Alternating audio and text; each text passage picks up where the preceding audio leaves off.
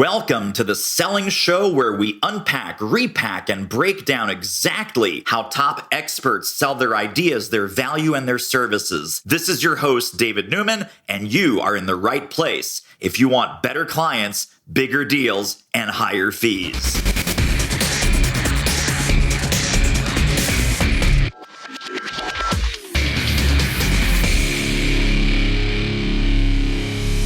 Hey, you know what? You're remote. I'm remote. You're listening to a podcast. So, of course, you're remote as you're listening to this. But I have the man, Mr. Liam Martin, co-author of this fantastic book, Running Remote. Liam, welcome to the show.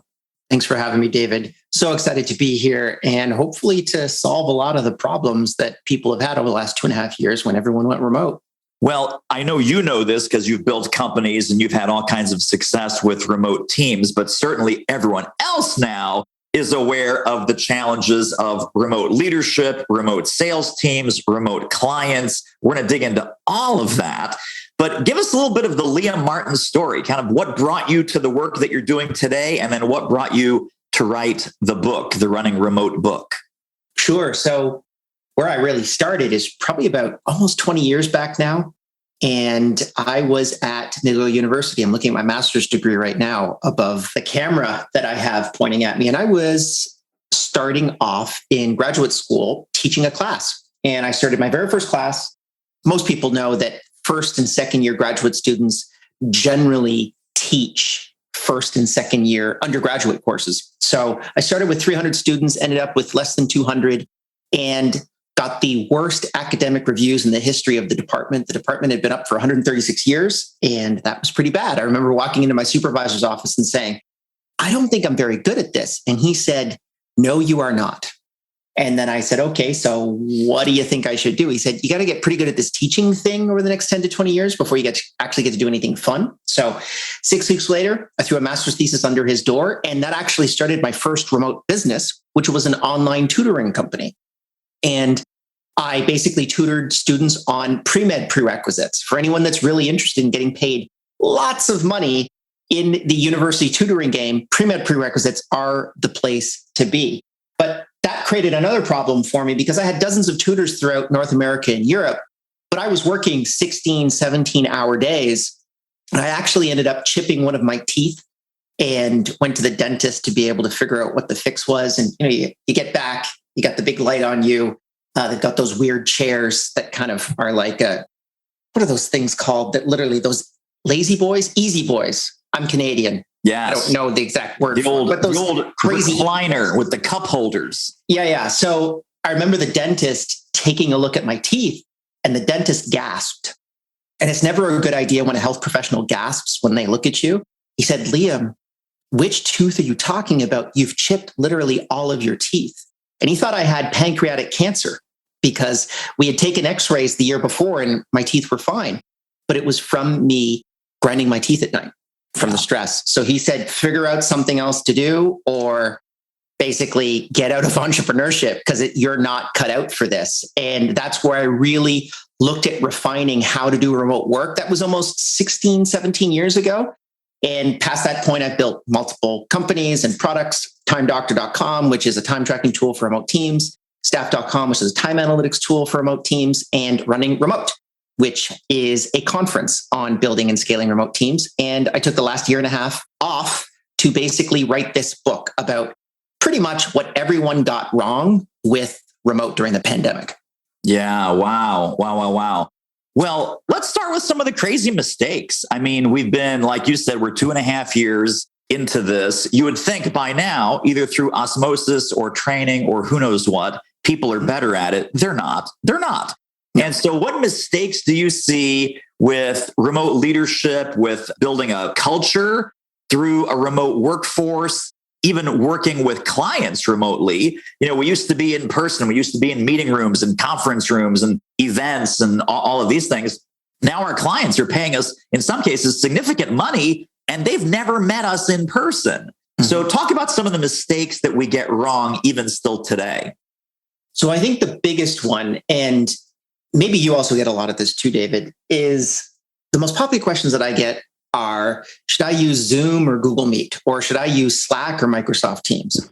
And the reality is that it has nothing to do with the tools inside of remote work. It has almost everything to do with how you manage people. So a really great buddy of mine who's also in the book, Darren Murph, who's the head of remote at GitLab, has this great saying, which is during the pandemic, we turned working at home into living at work. And this is the big issue, which is 8-hour Zoom calls every single day, which is meeting in person or meeting virtually effectively to be able to solve all of these problems. The big thing that all of the remote pioneers got, and what I did for the book is I interviewed 24 remote first companies that were all 8-figure, 9-figure, and also 10-figure technology companies. And I realized the one single thing that they all did differently from almost everyone else that went remote is what I'm calling asynchronous management, which is the ability to be able to manage people without directly interacting with them. And basically the book unpacks that deep singular issue because that's actually the only issue that's really holding the vast majority of people back from moving from what I like to call working from home, which is there's a scary virus outside that may or may not kill you and you're stuck in your house with your dog and your wife and your husband and your kids, to remote work, which is the ability to be able to work wherever you want, whenever you want. I would love to talk a little bit about sort of micromanagement, fear. Like you said, hey, we're living at work. And some of these companies, you hear these horror stories where they have very draconian, you must be at your computer between 9 a.m. and 5. You must be reachable on Slack. We need instant response from you just as if you were in the office. All the way to kind of loosey-goosey, sort of, hey, I'm not quite sure what the team is doing. I've lost control. I've abdicated. I've given up. I simply don't know how to manage remotely. What is on that spectrum from extreme command and control micromanagement in the remote world to abdication? And I just hope people get their work done. So both of those ways of managing people are wrong. And you're right. It is a hybridization of the two, to be completely honest with you, but it's so different that I would even call it a third category. It's not X or Y, it's B. And there are 3 fundamental tenets that we've looked at inside of asynchronous management, which is deliberate over communication, democratized workflows, and the third one is detailed metrics. So touching on detailed metrics, that's where really we focus on how to manage people effectively. And one of the really interesting insights that we gained when we studied these asynchronous organizations is that their managerial layer was about 50% thinner than their on-premise in-office counterparts. So there are more people working on difficult problems inside of asynchronous organizations than there are people managing those people that are working on hard problems.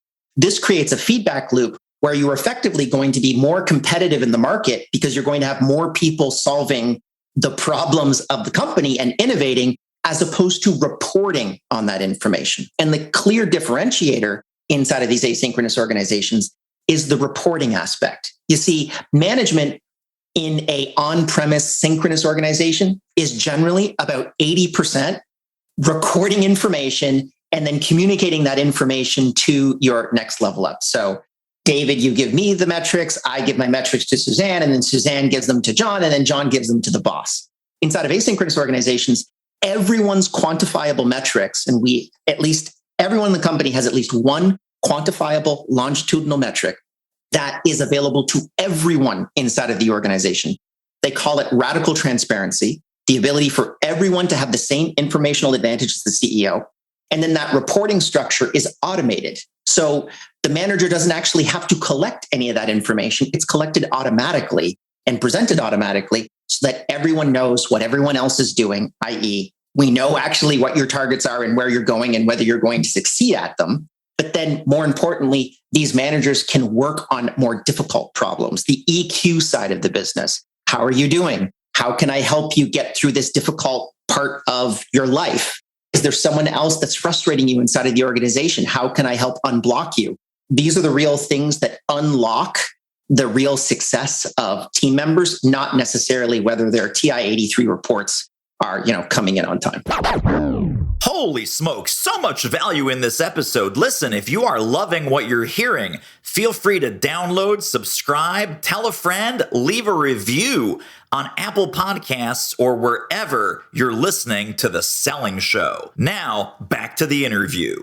I'm wondering, there were companies pre-pandemic, synchronous world, that were really good at standard operating procedures, reporting, dashboards, clear communication, even to the extreme of like open book management. Hey, let's look at the scoreboards, let's look at the scorecards and so forth.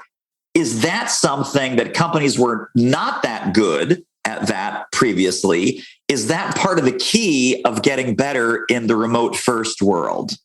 Absolutely. So companies like Deloitte, McKinsey, KPMG, they did really well during the pandemic. And actually, the vast majority of those organizations are remote or at least hybrid because they have the process documentation, which I call democratized workflows, the second tenet of asynchronous management. They have all those process documents in place. So literally, you have all of the documentation on how to run the business. And then the manager ceases to be an individual, but becomes the platform. Meaning, I have a question about how to do X.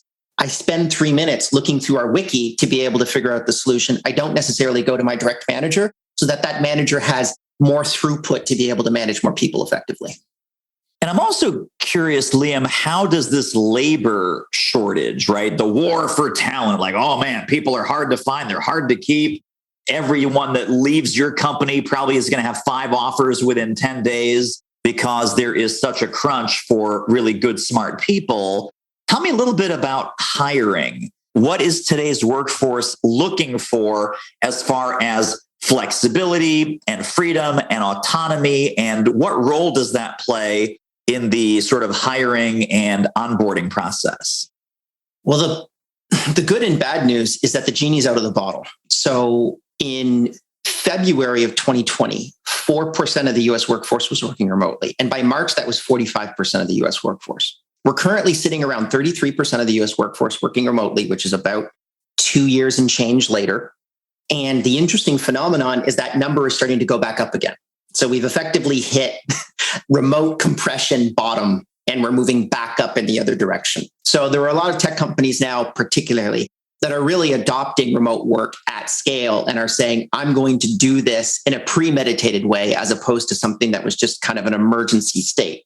So the people that don't want to work in an office will always have an option. More specifically, actually, about 33% of the US workforce, which is currently working remotely, 33% of jobs can be done remotely. So right now, so we're going to see this huge shift where people are saying, hey, you know what? I don't necessarily want to work in an office. And I want to work maybe 1 day in the office, and the other 4 days I want to be able to work remotely. If you as an organization do not allow that type of capability, you're effectively cutting yourself off to about 30% of the US workforce. The number is actually quite a bit higher. The real numbers, particularly for women, there was a recent study that came out that 67% of women would take a up to 20% pay cut to work remotely, which is absolutely insane when you think about it. And that's, by the way, a massive advantage for you as an employer, saying, hey, you know what? I could get really top tier talent at a lower cost. I just don't necessarily have to keep in the office. And the issue is you don't know how to actually manage these employees when they're not in the office. You need a framework in order to be able to do it. And it's just rooted in a lot of 20th century, basically a 20th century mindset with regards to management, right? Managers have to be there. Managers have to make sure that your butt is in a seat. It's not so much about that. It's whether or not they actually get their work done. Now, you also do, in addition to the book, you also do consulting, correct? So not really. I suppose I do, but I'm a really bad consultant, and I probably just yell at people and tell them that they don't know what the hell they're talking about. I'm a horrible consultant. There's some people that I can refer you to that would be amazing, but I have been doing a lot of work with companies pro bono in preparation for the book. Right. And one of my own kind of personal rules is don't get into consulting, because that's a black hole distracting me from my focus, which is really building other tech companies. Got it. Okay. So that is the beginning and the end of your consulting career. The moment that you go on a podcast, go, oh, I'm a horrible consultant. You totally do not want me as your consultant. By the way, I yell at people and tell them they're doing dumb things all the time. And we're doing okay. You may have a future in this after all. Great. Have a future in this after all. So I'm curious, let's talk about remote selling. Because of course we're on the selling show. And I think in my experience, independent sellers, salespeople, consultants, solopreneurs, there were two kinds that when March of 2020 hit, they said, oh my God, this is great. No more planes, trains, and automobiles. I can be so much more effective. I can talk to so many more people. I can help so many more clients. And they really embraced the possibility and the potential of this. Other salespeople and consultants and solopreneurs said, oh my God, there's no networking. There's no conferences. There's no events. There's no on-site. I've lost all my business and I don't know where to go. I'm stuck here in the four walls of my office. What do you think early on? And then I want to fast forward to today also. What do you think early on separated the salespeople who really just hit a wall versus the salespeople who embraced it and said, man, I love this? I think it was the division between entrepreneurs and people who are not entrepreneurs. Whenever you see a massive shift, that's an opportunity. Doesn't matter what the shift is. Could be bad for you, could be great for you. It's an opportunity. And you just need to be able to adapt fast enough to be able to take advantage of that. Actually, the professor that told me that I was not very good at my job, he was one of the world experts on diasporas, which are basically large movements of people, particularly due to natural disasters. That's what he specialized in. And he told me, Liam, whenever there's a natural disaster, the people that move are usually the people that make it. And the people that stay put are the ones that don't make it.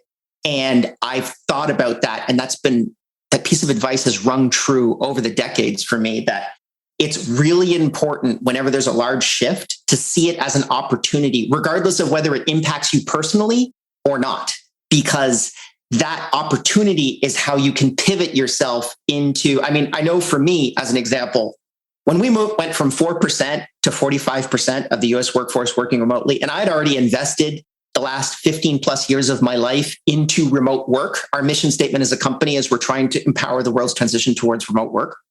I thought to myself, okay, now's my time.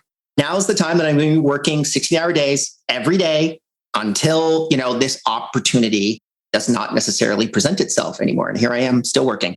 But the reality is that pushing myself into that opportunity allowed for me to be able to scale my business to a degree that, I never would have actually thought of before. And I recognized the trends beforehand. I knew where I was going, right? Our company was doing very, very well before the pandemic. This just simply accelerated that transition by about 5 years, fundamentally. So yeah, the big division is entrepreneurs and people that, and I don't necessarily want to get too personal on here, but maybe the people who think that they're entrepreneurs, but aren't really ones. Yes, for sure. Tell me a little bit about customer and client relationships. When we're used to being face-to-face, when we're used to at least interacting on an occasional basis, hey, let's fly out, we'll have a kickoff session. Hey, let's fly out, we'll do a demo for your team. And now the face-to-face component is gone. We're no longer having as many breakfasts, lunches, dinners, coffees. We're not jumping on planes as readily as we used to, although all of this is coming back a little bit. But what's the impact of customer lifetime value, customer bonding, customer retention, when people are used to having a face-to-face delivery experience with your company, and that delivery experience, the value that you deliver, has now moved to remote? What are some things we should be careful of? What are some adjustments we should be making? It's a really interesting time. If you want to get into the real tactics of it, at least in my own head, our cost of acquisition has gone down considerably. Where you had to move a salesperson business class from, Los Angeles to New York to be able to close a deal, you're talking about just the cost of moving that human being is $10,000 to $20,000. Now that cost is a Zoom call. I don't know how much Zoom is, $5 a month or something like that, right? It's a completely different game. So the costs have gone down, but I would also argue as well that you're not building that same level of intimacy that you would have as if you had basically flown down in person. So maybe, and we're in a reality right now, which is, knock on wood, post-pandemic, where you are going to see some of those people that will be making that flight and speaking to that person in person. But I think that really just boils down to your product offerings. Is your product better than your competitors? And does it matter whether or not someone actually flies down to be able to meet that person? Or are you just going to have to reinforce back into, hey, you know what? I've got the best product on the market. Here's why. If you disagree, go work with this other competitor. And recognizing who you are fundamentally is a really important aspect. So basically what I think is the cost of acquisition is currently going way down. There is going to be that competition for intimacy that you're going to have to hedge against. But fundamentally, because your cost of acquisitions have gone down so much, even if your conversion rate goes down by 5 to 10%, you're still actually positive out of that gain. It's a net gain for you as an organization. And there are ways to build more intimacy. One of the best pitches that I ever got, I don't have it in front of me right now, is I had a really beautiful box delivered to me. I opened up the box and it was an Oculus Quest 2 headset. And it had the date and time of when I was supposed to show up for this event. And I opened it up and you betcha I was there, and I opened up this app and it was an interactive demo of a product. And I was able to interact with people in a very, very different way, with salespeople in a different way. And I was super excited about it because it was new and innovative. And I think I was on there for about an hour interacting with these people. That's the kind of stuff that is probably going to be coming down the pipe very, very soon. And you as a salesperson have to adapt to that new normal and reality, because it's not just about building intimacy, it's about building ROI. And you have to be able to kind of basically make sure that you're hedging against all of these other costs that are going to be coming down the pipe very, very soon or are already here. So that was a virtual reality sales call or virtual reality demo of some kind that you went to. Yeah. And you got to keep the goggles. Yeah, because it was a 7-figure software sale, right? So you have to also recognize what's your long-term ROI of that. I mean, there's other ways of doing that. A really good technique. There's a bunch of products right now on the market that do this, where you can have a robot that will write you a handwritten letter. I don't know if you've ever gotten these before, but literally you just get a handwritten letter. And I mean, anyone will open up a handwritten letter and read it. And those are ways to be able to create intimacy. Zoom calls, obviously, you can build some level of rapport on a Zoom call. It really depends on, the particular situation. Get yourself a nice camera. I have a DSLR behind like a ring light and all that kind of stuff. That really helps get really good audio. But fundamentally, at the end of the day, you're again just trying to hedge against that intimate, direct relationship. And I would argue that your ability to be able to speak to 4 times the amount of clients, do it faster, do it from anywhere on planet Earth, have your salespeople not necessarily super stressed out, flying all over planet Earth, is going to be a net win versus the old way of doing it. Yeah, for sure. The next thing I want to ask you about is you are crazy enough, bold enough, brave enough, and crazy enough to start a conference. So tell us a little bit about the Running Remote Conference.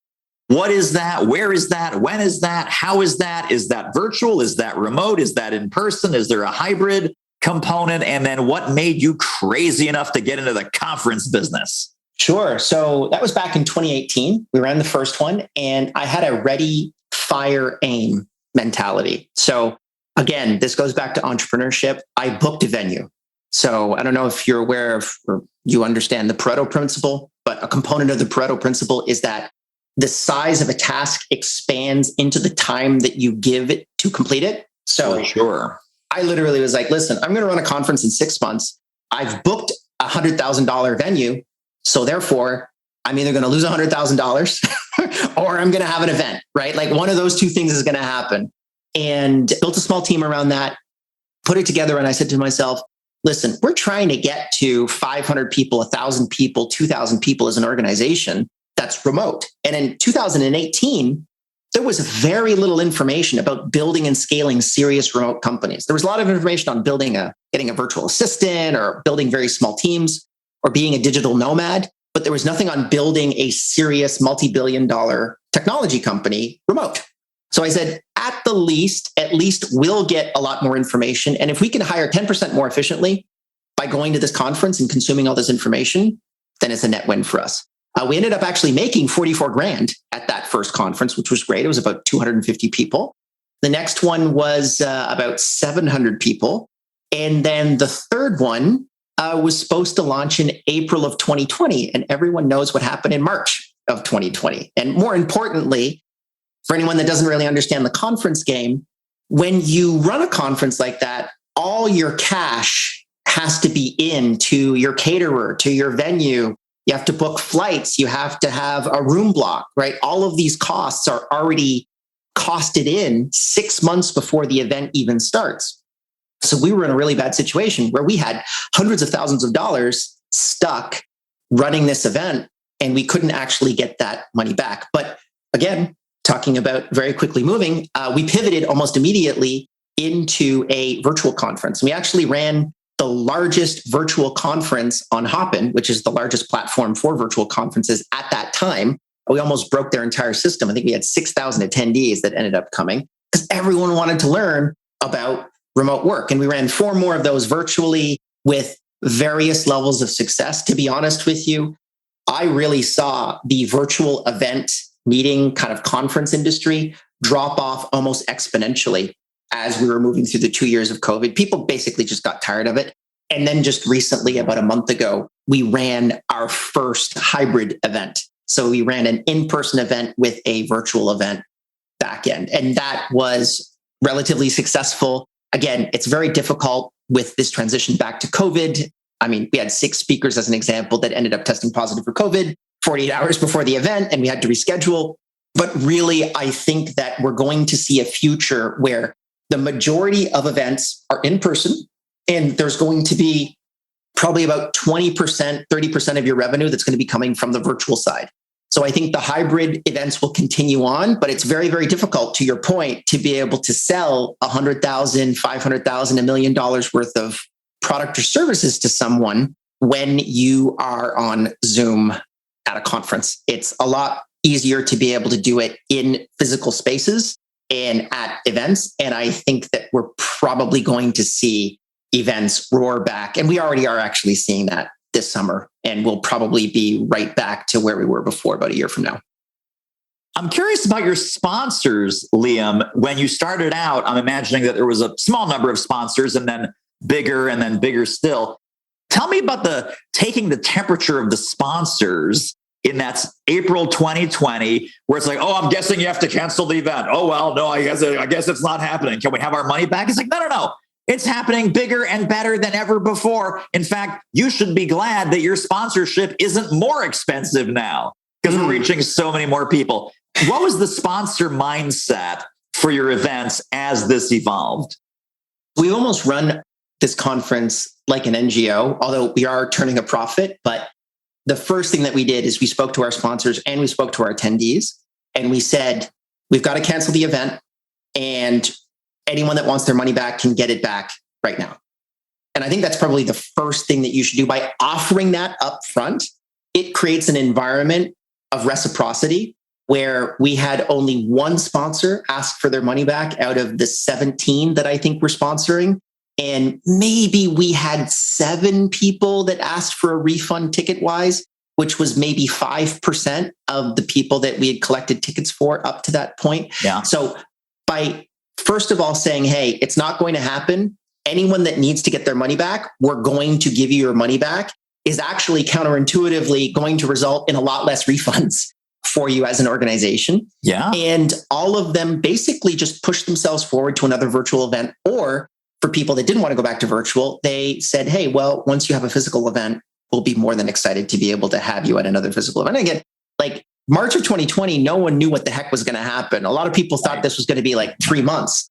No one knew that it was going to turn into 2.5 years. But speaking to the event space, it's interesting because we, inside of the sales team on the sponsorship side, we've identified that someone towards the end of the pandemic, we're talking about 1.5 years in, would pay probably about 25% of the value of a sponsorship for virtual versus in person. So they were really trying to work themselves back into that in-person because they weren't fundamentally finding the same return on investment. They weren't being able to build those deeper relationships, to your point. Right. And so I think that as we're moving forward, we're probably going to see virtual be an add-on inside of the in-person. So you're purchasing a booth for your event in person, but then you also have a virtual booth that people can, collect information on. You can give out your bonus or whatever it might be, your extended free trial on your virtual platform. Yes, I know. Terrific episode here, but have you seen our latest web training? Oh my goodness, pop over there right now, or as soon as you're done listening to this episode, it's doitmarketing.com/webinar. See you over there. Back to the good stuff. I'm curious on the speaker side, because a lot of speakers, now I work with a lot of consultants and speakers, obviously. So I'm seeing kind of like the marketing side of this going, oh, my calendar disappeared. I don't know what to do. And now I got to build a home studio. And oh my gosh, I got to get lights and I got to learn technology. There are speakers who were totally amazing when it was in person. And moving those people into a Zoom environment, some crushed it. I mean, they just did things even more amazing than they could do in a big hotel conference room or ballroom. And some totally fell flat. Now, again, without naming names, we're not going to throw any speakers under the bus. What did you see among your speakers across these events? How did they at first stumble and fumble, if they did? And then what amazing innovations and kind of presentation, audience engagement were they able to do in the remote world that wasn't even conceivable in the in-person world? So there's actually another kind of interesting tactic inside of this as well, which is pre-recorded versus live. Yes. So there were a lot of conferences that ended up doing pre-recorded sessions. Now, that's a really interesting process because number one, particularly if someone doesn't necessarily have that much experience in delivering a fantastic talk, they can edit that video. They can do their presentation 4 or 5 times to really be able to get it right.